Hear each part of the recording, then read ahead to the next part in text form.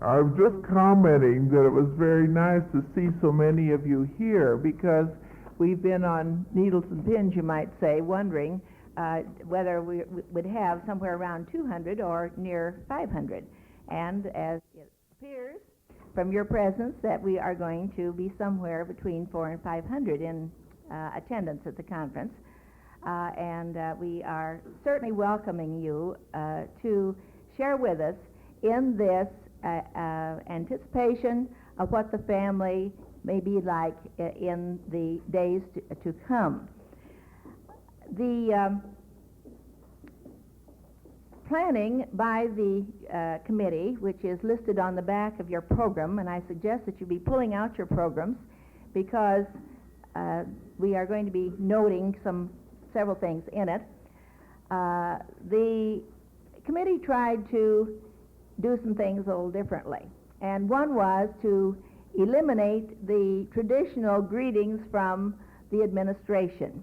This doesn't mean that the administration doesn't welcome you very warmly, but we want to do everything we could to give as much time as possible to the speakers, and so you are welcomed very warmly by Iowa State University and its administrative and staff and faculty.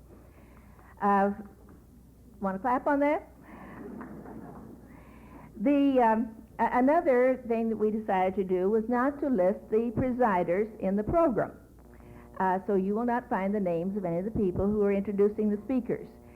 But each speaker will introduce himself. And so I would like to say that I am Margaret Liston of the Family Environment Department at Iowa State University with a special concentration in management and consumer behavior. And I have served as one of the co-chairmen of the conference planning committee.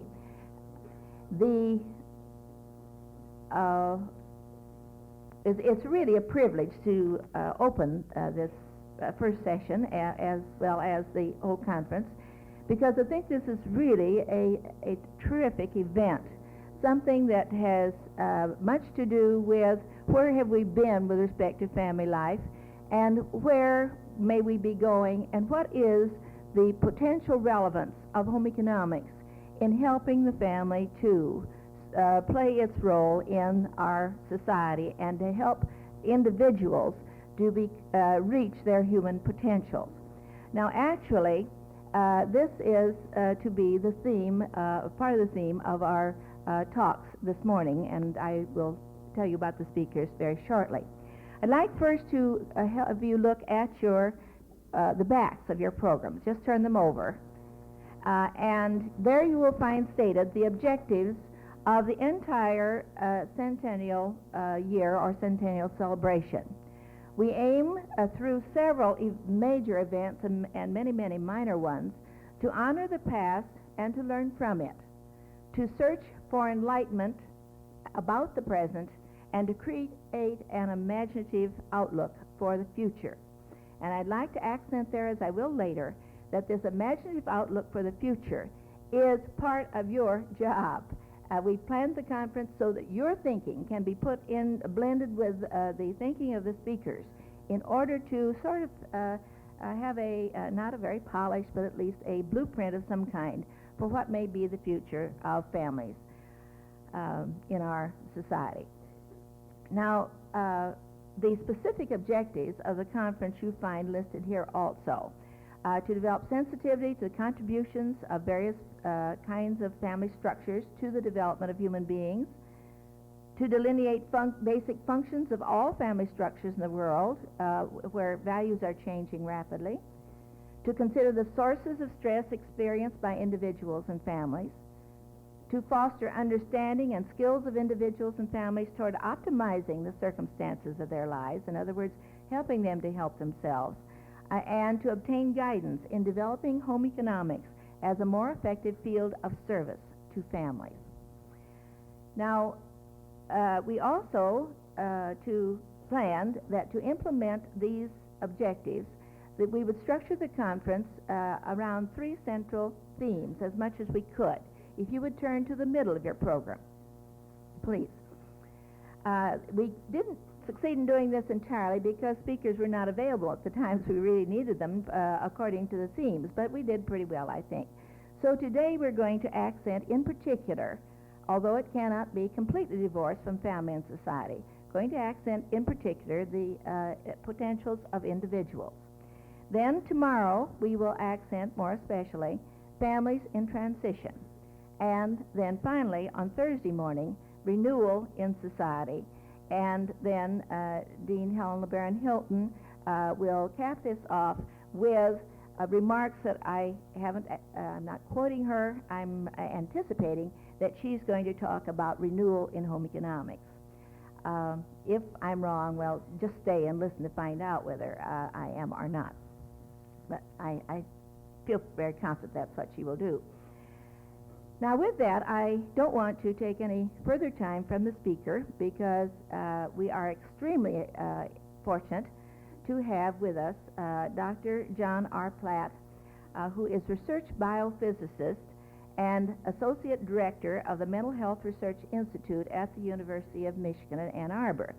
And you will note in the packets that you have that there are half-page biographical sketches for each of the speakers. We intentionally planned this so we would not spend a lot of time going through the publications and positions and what have you. You may read this, and we're going to make just some special remarks about each of the speakers to supplement the biographical sketches. There are two things I'd like to say about Dr. Platt. Those of you in AAUW may remember then that in 1966 there was an issue of the journal on the theme Steps to Man. And that theme was set by our present speaker. He has a book out on the topic, Steps to Man, and a more recent book, Perception and Change. I don't think we could have two themes that would be more appropriate for the opening of this conference than the consideration of steps to man and perception and change, because perception and change would be fundamental to the achievement of steps to man and his potentials. And so Dr. Platt is going to speak for us this morning on a title which we suggested to him. He didn't make a single change on it, and this was proposed by one of the members of our committee, A Fearful and Wonderful World for Living. Dr. Platt.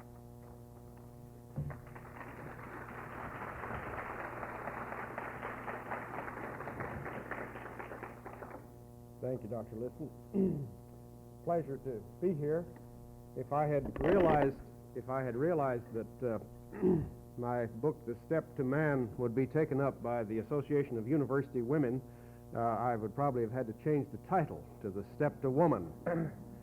I didn't realize at the time that it was a male chauvinist, pig, fascist, running dog, elitist type of title.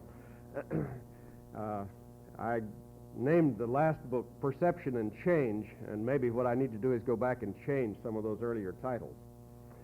I guess I meant the step to mankind, except why shouldn't it be womankind or humankind?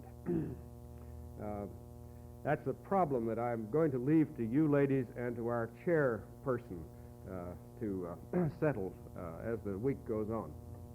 How shall we talk about each other without having the old chauvinist labels attached and prejudice our thinking and our use of the English language? I've been interested for many years in problems of science and society, and this has led me to an intense concern with the nature of the world transformation through which we are now passing. We are passing through what is surely the greatest transformation, not merely in human history, but in all of evolution past. It is an intense, brief experience. Intense, as I will say in a moment, because all of our ways of life are changing or by orders of magnitude from any of the ways of the past. It is brief because this is all packed into a single century, even into a single generation, even into a single decade. The result is that when we begin to look at the future of the family or at the future of the human race, we're looking into a vista, a perspective for which we have no precedent. It's very hard to know how to predict any such thing. Of course, it's perfectly safe to predict it because nobody in your audience has been there either. It's the problem of predicting the vast and uncharted future that's ahead of us reminds me a little bit of the story I heard several years ago when I was in Israel. They were telling about a Texan who had come to visit one of the kibbutzim in Israel, and he was being a little bit contemptuous about this small country and this rather small farm, and he said to his Israeli guide, he says, "And how far does your farm go?" And the Israeli guide said, "Well, it goes over to that hill over there, and then it over to this road, and then it comes back here to the houses." And the Texan said, says, "On my ranch, well, I get up in the morning, and I get in my car, and I drive, and then I stop and have lunch, and then I drive and drive some more, and by at sunset, I come to the end of my ranch." And the Israeli says, "Yes, I had a car like that once, too."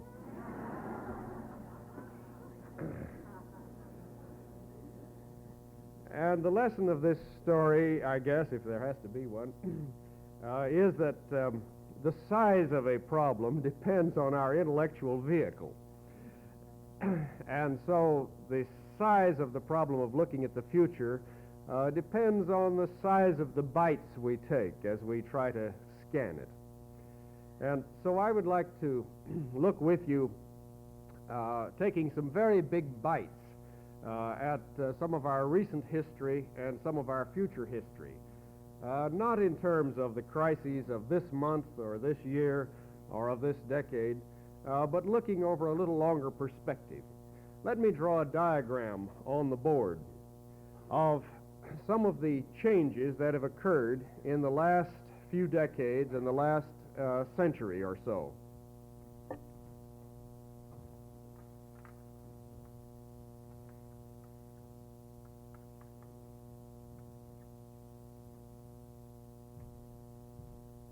In the last century, I've just drawn a growing exponential curve, a single one, there on the blackboard, rising steeply and perhaps on some scales rising out of sight. This curve could stand for almost any of our enormous changes that we have had in the last century. Now, of course, some changes have been faster than others. Some have been almost instantaneous, and I'll draw a sharp vertical line for those. And others have been more gradual, and I'll draw a gentle S-curve for those.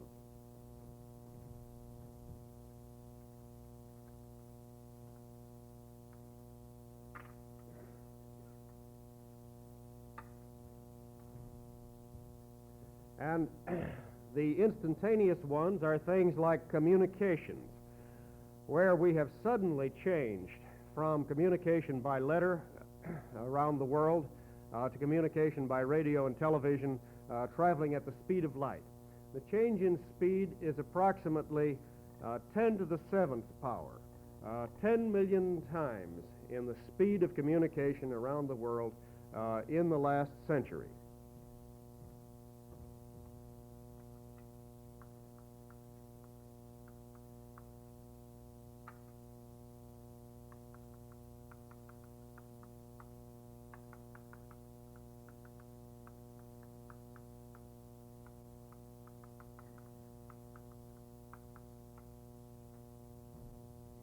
I've written down a few big numbers there.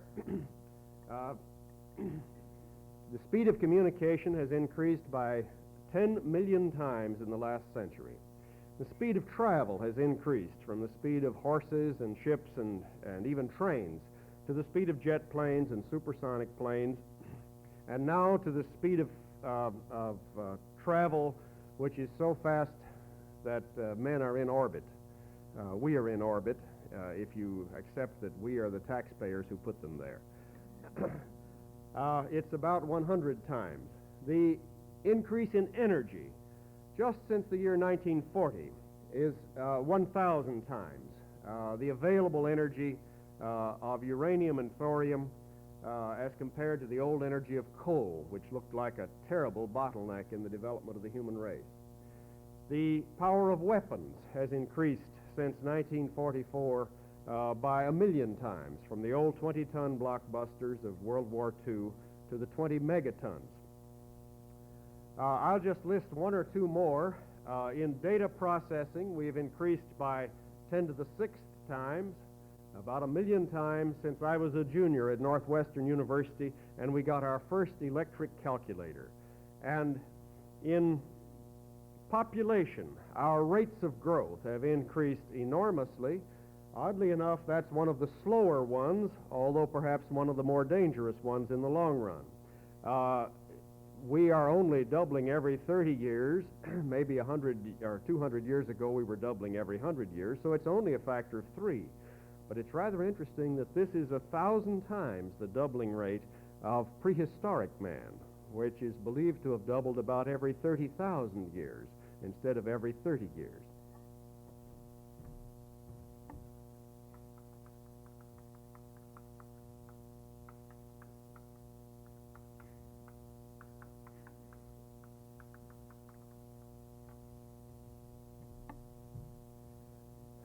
So we have had these fantastic changes.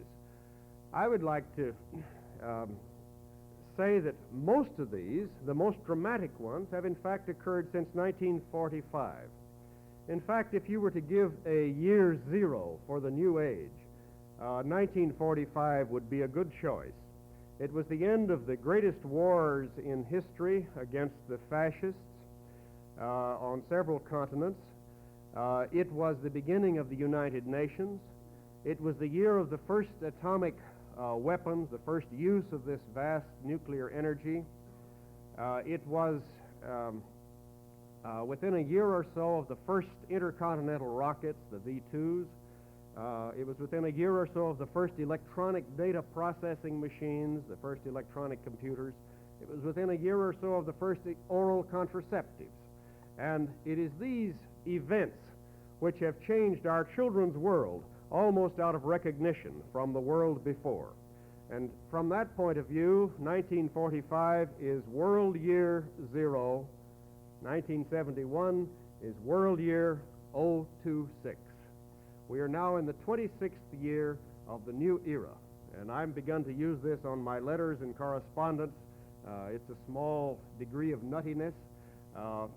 Nevertheless, I rather hope it will spread, because it will remind us of how rapid and vast is the transformation through which we are passing, how recent it is, and how urgent it is that we find ways to design a society for this new era which will give us more of the satisfactions that we have been losing. So this is World Year 026, and let me put that up on the board.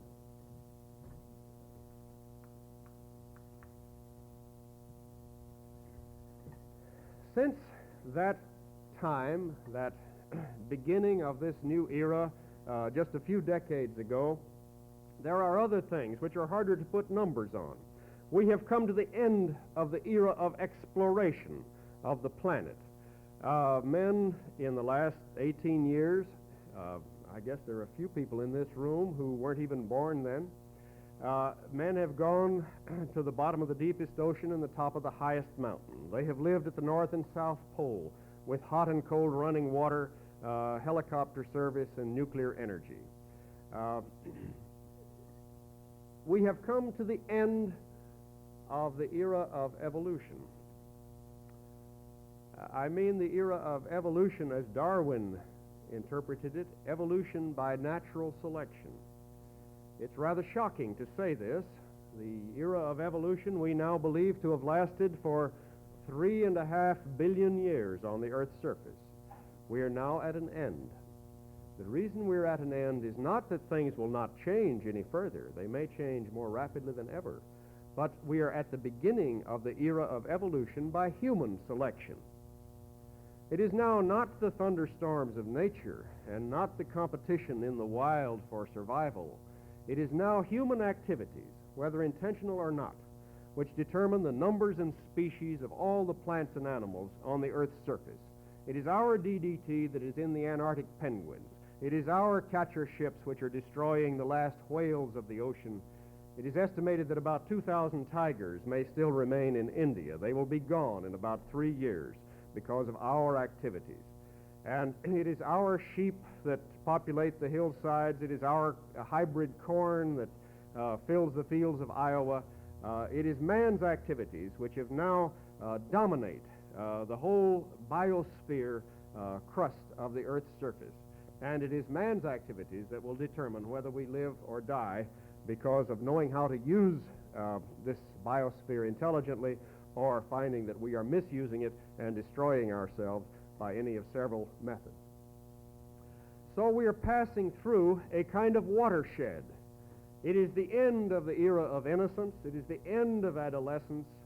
It is a sudden, tremendous change beyond which we will be, if we survive, a different kind of human race, a different kind of planet, a different kind of species, different in our food supplies, in our methods of living, in our methods of hunting and fishing and gathering, more different than two species of animals are from each other.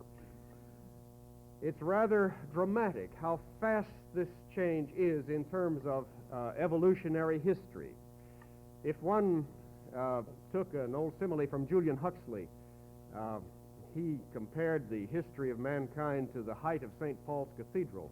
I think I'd compare it in this audience to the height of the State House down in Des Moines that I saw with its gold covering yesterday. I guess that's 200 or 300 feet high. We might equate that to the 3 billion years or so of evolution.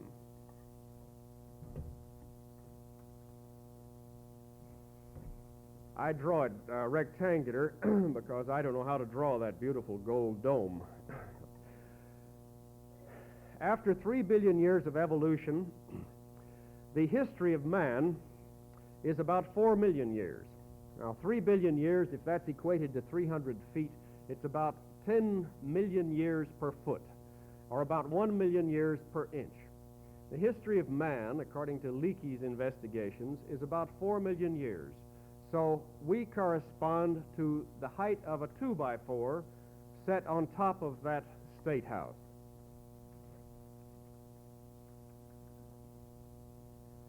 The time since the invention of agriculture, since the invention of cities, is about 10,000 years.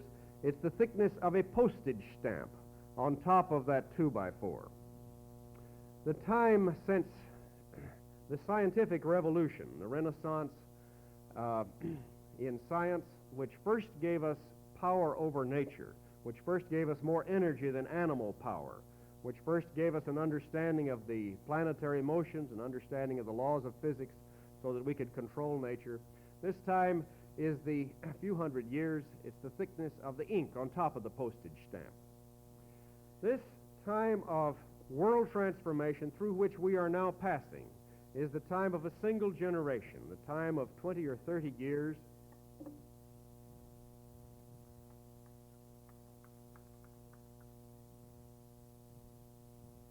It's the thickness of the film of moisture on top of the ink, on top of the postage stamp, on top of the 2x4, on top of the State House.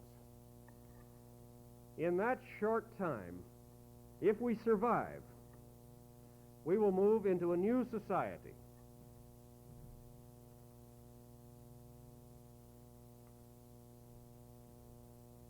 Who knows what it will be like? If we learn how to survive, it might last as long as agriculture, 20,000 years. We don't usually think in those terms these days. It might last as long as the human race has lasted, a few million years. It might last as long as all of evolution passed. This is the transformation through which we are now passing today. A transformation to a new form of man, what I call, a new form of human. What I call the step to man, because what we will be totally different from what we have been in the past. It's a little bit like the anthropologist who came back from Africa, and he announced on the ship, and this was in the bad old days when they came back on ships, and the newspaper reporters all met him, and he said, I've discovered the missing link between ape and man. And they said, oh, have you got some bones? Have you got some skulls? Show it to us. And he said, it's us.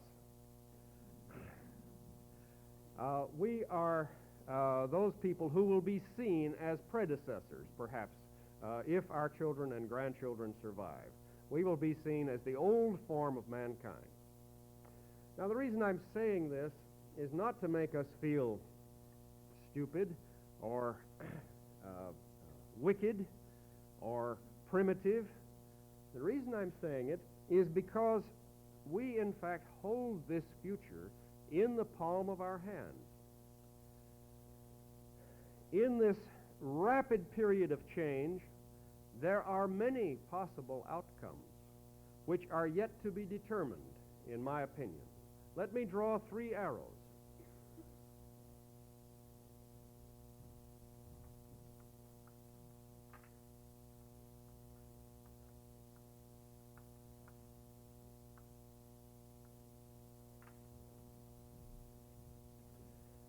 One goes down to destruction, a total wipeout of the human race, either by nuclear catastrophe, or perhaps by ecological disaster, or perhaps by overpopulation.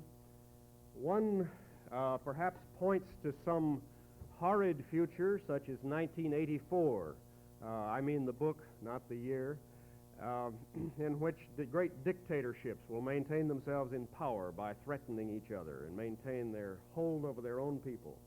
And one points upward to a possible a world society which will be more humane, more diverse, more rewarding for the human beings in it than the society we now have. Now, the reason we may flip over into any of these forms is that this new transformation is putting enormous stress on every human institution.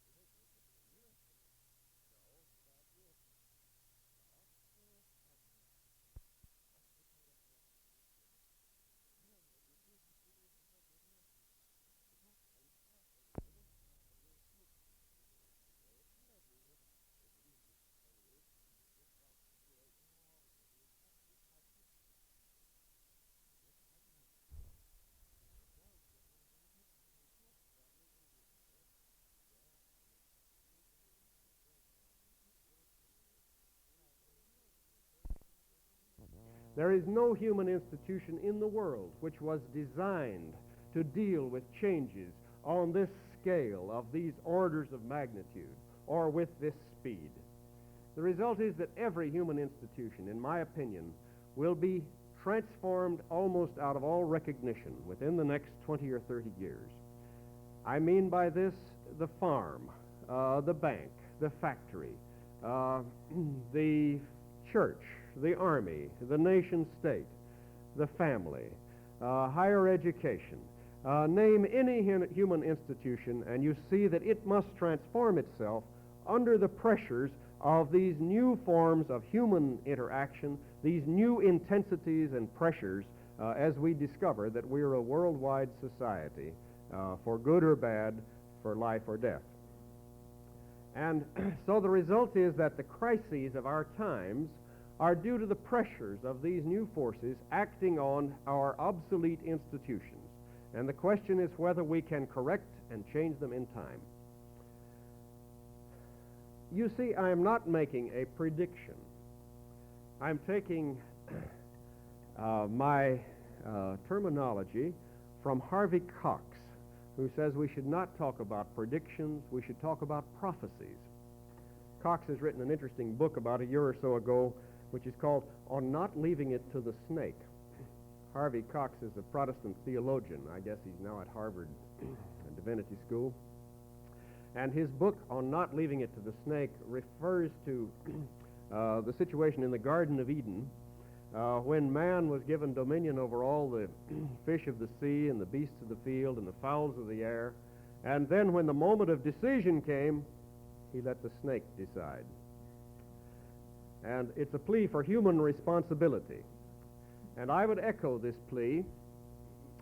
Cox goes on to say there are three attitudes towards history. There is the apocalyptic attitude that we are doomed. There is the messianic attitude that we are destined to a glorious future. But then the third attitude that he puts against these two is not prediction, but prophecy. And he identifies this with the prophecy of the Old and the New Testament. Not a prediction, but a conditional statement.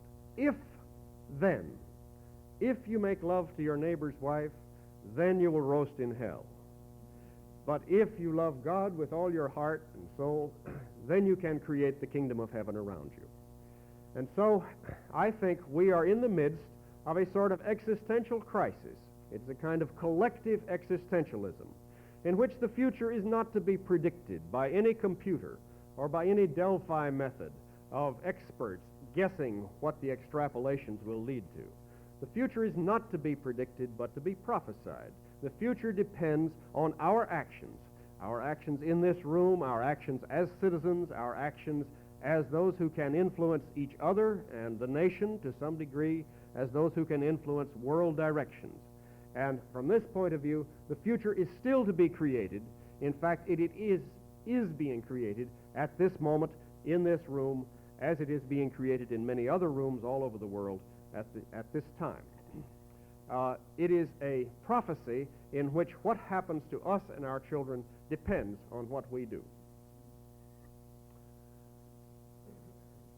This means that the kind of society we make, the kind of responses to these rapid changes, will depend on what kind of family we design, on what kind of new schools we design, what kind of new churches or neighborhoods we design. And so I think I should say a word about how these transformations of the last few decades have affected the family. In the 1920s, there was a great revolution in families, as I see it, in the United States, very much like the revolution of the 1960s. It's rather interesting to see all the ways in which some of us, or some of us, our parents' generation, revolted against their parents and grandparents in the 1920s, the flapper generation. They revolted in music with jazz, in dance with the Charleston, in drugs with the hip flask, which was illegal, in sex with so-called free love and trial marriage, in dress with short skirts and rolled stockings. How many other ways? Oh, and hair length, that bobbed hair. My mother wouldn't speak to her niece for 2 months because she cut off that beautiful, long, feminine, womanly hair and just looked like a boy. They finally made it up. And now you look at the revolution of the 60s in all of these things, and you see changes in dress length, in hair length, in illegal drugs, in sexual permissiveness, in dance patterns, in music, and you find that they are revolting against their parents in the same way. Now, is this kind of revolt going to go on indefinitely into the future? Each generation, it wasn't each generation in this case, these kids of the 1960s were imitating their grandparents' revolts of the 1920s, not their parents' revolts. I think it will not go on in this fashion. This is a response to a world of change. This is response in the 1920s to the new science, to the new industry, to the new patterns of organization which were brought in by 19th century innovations, and which led to a dislike for those old authoritarian families. They said, we're not going to go on with these old religious and moral rules which were set down who knows from where. We want to be scientific. And we want to have experimentation in our lives, in our societies. Now in the 1960s, they're saying, we're not going to go on with those old rules of science, destroying mankind, all that experimentation. We want to be human. And so you see, in some ways, it's a cycle coming back to the old, but in other ways, it's like, what is it Hegel said, thesis, antithesis, synthesis. In other ways, it is coming back to a more human form which incorporates elements from both of the earlier types of society. I think, however, that one of the things that was invented in the 1920s was almost the nuclear family. It is true that we have had these nuclear families before in history. The biological family is in some ways always been a nuclear family with Mama and Papa and the kids, at least when Mama is still with Papa and when the kids are still nursing. But if you think of it from a larger point of view, 90% of human history, men have not lived in families, men and women, excuse me, and children, but in tribes. They have lived in what were called extended families. Those old houses that they're tearing down in Chicago and in Ann Arbor and maybe even in Ames, those old houses of 10 and 14 and 16 rooms, they weren't designed for Mama and Papa and two kids. They included the grandparents and the dotty aunt and the hired man and the maid and even a few roomers or boarders. They were designed for 15 or 20 people under one roof. And this is one reason why they get torn down. The nuclear family doesn't want that much space. It doesn't want that much intimacy.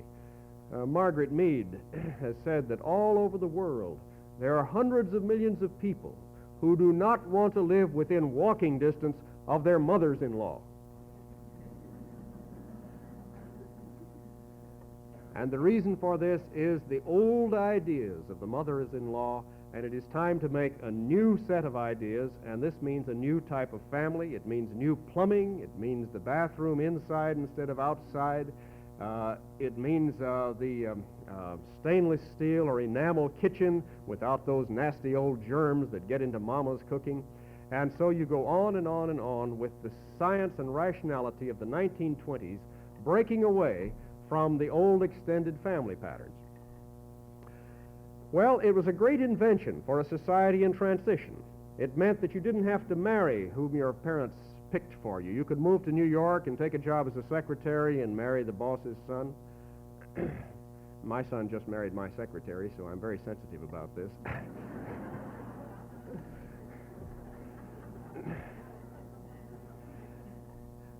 Without my permission, but with my blessing.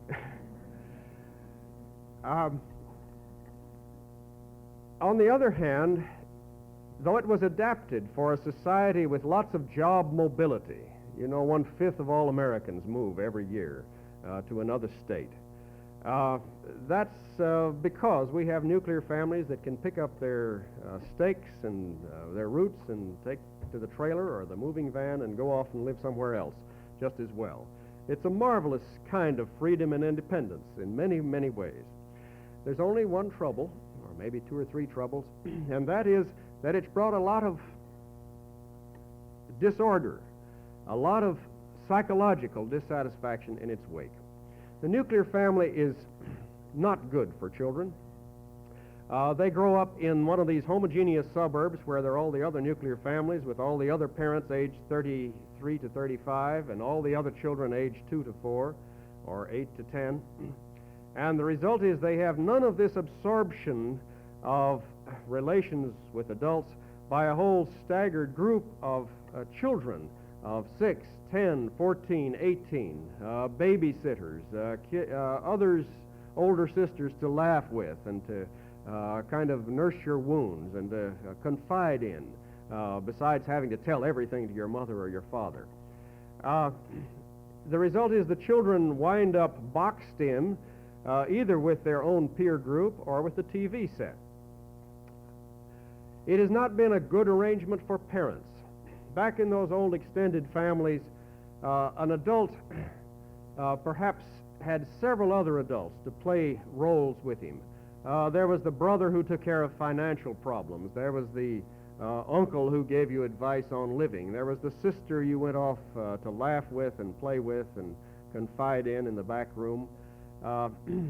There was the happy one.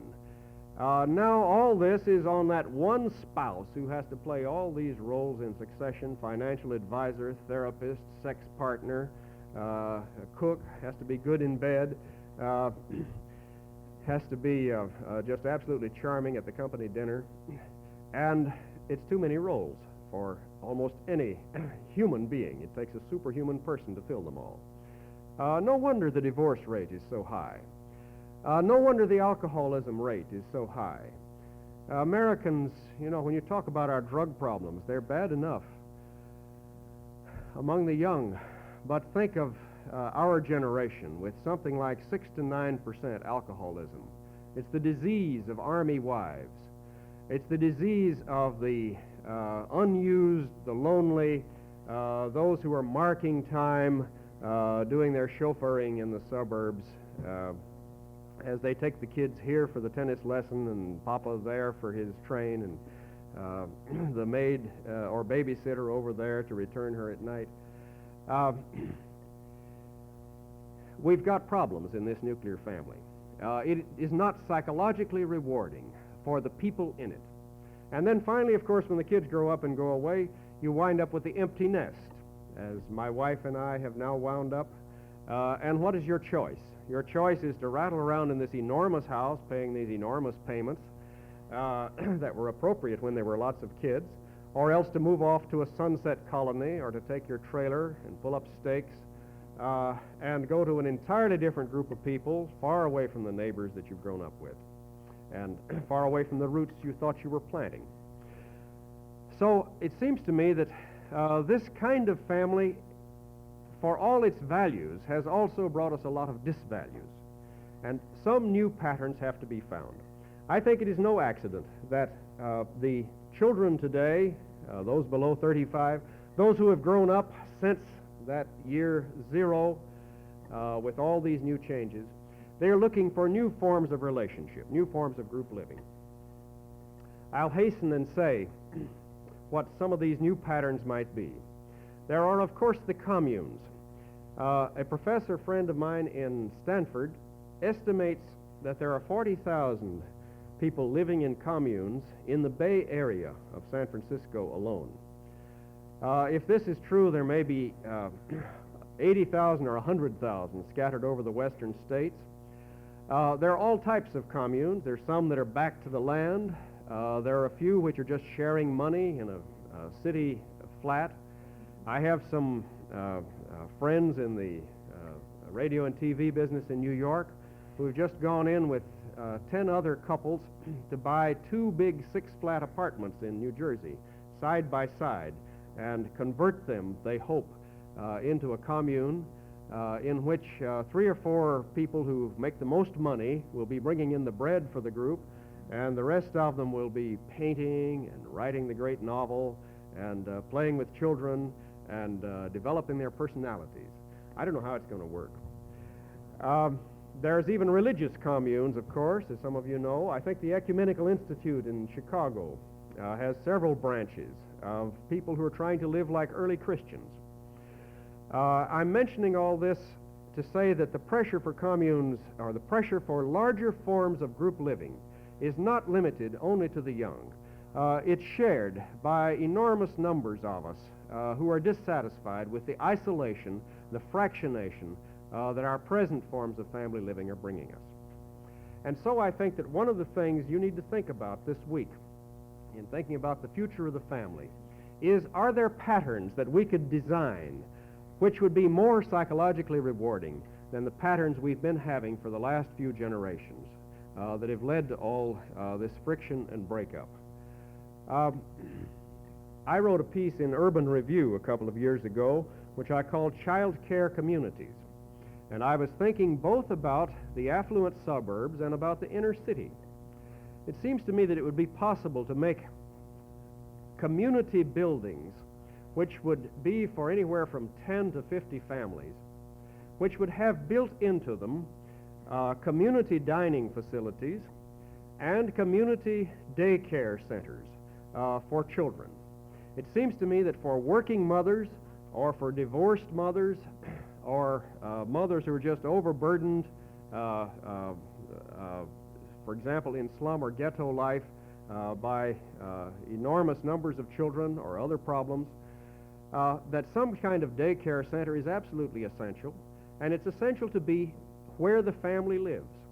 And it seems to me that instead of just having community dining rooms in our college dormitories or perhaps in a few rich apartment hotels, we could begin to have community dining rooms which would take the pressure off working mothers in many of our new housing developments. It seems to me that instead of daycare centers that we have to drive halfway across town to deposit the children with, or instead of having to pay ignorant neighbor girls or babysitters, we would do better to have daycare centers where we could pay semi-professionals, people who made it their business to know how to take care of children better than the care we've been getting in the past. And it seems to me this would not be such a dramatic change from American life and American patterns. There are probably millions of Americans who live in some form of group living at the present time. This includes old people's homes, it includes hospitals, it also includes those millions in college dormitories, it includes army barracks. Many cases, years afterwards, people say, that was the best time of my life. And the reason is partly the unity, partly the excitement of new experiences, but it's also partly the rewards of group living, of having a large number of people to eat breakfast with in the morning, of having a choice of people to go to the movies with at night. And it seems to me that there are rewards that we could begin to design, if we would sit down and do it, for new patterns of living. What it will take is something like some home ec groups or some university communities bringing together study groups of lawyers, economists, architects, psychologists. Why bring these together? What has this to do with group living? Well, the reason is because any attempt today to enlarge our families, to make more extended families or patterns of living with larger groups, is handicapped by our architecture. I can't bring 5 or 10 families into my little suburban house on its little suburban lot, and there isn't a house in the neighborhood that could do this. We need architecture to design buildings which will have privacy on the one hand, and on the other hand, shared commons rooms for recreation, for entertainment, for meeting each other, for play together, for movies, for theater, all in a single unit. We need lawyers. At the present time, when you get married, you know pretty well who gets the money when you get divorced, who gets the children. There's a standard procedure for this. You know pretty well what your obligations and rights and privileges are when you get married. But if you moved into a group of 10 families, who would define your rights and privileges? We need some kind of contract arrangement so that when somebody brings in his life savings into such a group, he will have some kind of equity in the group. He'll be able to take it out if he can't stand it after a year or two. There are many groups in this country where you bring in your life savings and you can never take them out again. In Israel, the kibbutz is a marvelous invention in so many ways. I visited one, had 600 people, about 150 families. It had been in this site, built up their own palm trees and wheat fields and turkey farms and fish ponds over the last 30 years. In that kibbutz, there were so many good things. The women worked, starting at age 21, after they got out of the army, worked about 8 hours a day, got off at 4 in the afternoon and went to see their kids who were over in the baby center. They spent 3 or 4 hours with their children. They had no responsibility for bathing, feeding, punishing, clothing, educating the kids. This was done by the nurse teachers, the metapolettes. They saw more of their children under more easy and relaxed circumstances than most American mothers do. And the fathers saw 10 times as much of their kids. The kibbutz said if the Arabs ever want to know when to attack, they should attack between 4 and 7 in the afternoon, because no Israeli will leave his children during those 3 hours. And there were other good things about the kibbutz. There was no juvenile delinquency. They have conferences on it, but you know what it consists of? Taking bicycles without permission and leaving them at the other side of the kibbutz without telling anybody. Frightful. They had had only 3 divorces in their kibbutz in the last 30 years, in spite of the fact that divorce is not specially frowned on. You know, if you don't love them anymore, why leave them? On the other hand, it was a society of freedom, a society of sexual experimentation, and when they finally settled down to live with somebody, it wasn't through ignorance or naivete, it was because they really wanted to live with that person. On the other hand, if you brought your money into the kibbutz, you had to leave it there. On the other hand, in that kibbutz, the 10 children who would be in one baby group together felt enormous social pressure to do what all the others were doing. There are patterns here which we would do well to look at, study, maybe imitate. There are other patterns that we need to change, to adapt to our American ideals. We need to study these other forms of group living. We need to study the economics of it. How do you support a commune under American conditions? How do you support wider forms of group living to give us more of that freedom and diversity that we still want? We need to have, so to speak, a new attitude, a new ecological ethic towards our families, towards being human with one another, towards our larger society, towards learning how to live in harmony with nature, with the community around us. This is something the young people are reminding us of with their ecological movement, and the old people too, because it isn't limited to any single generation. We need to have a new philosophy of learning to live together on the planet. I think it is in our new families, in our new types of group living, that we can still design in time that we will create that society of the future that we all hope will be better than the present. Thank you.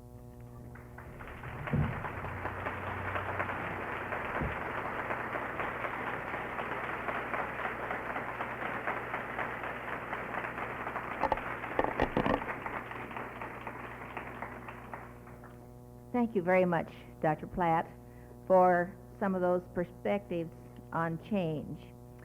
I hope all the rest of you, as you think back over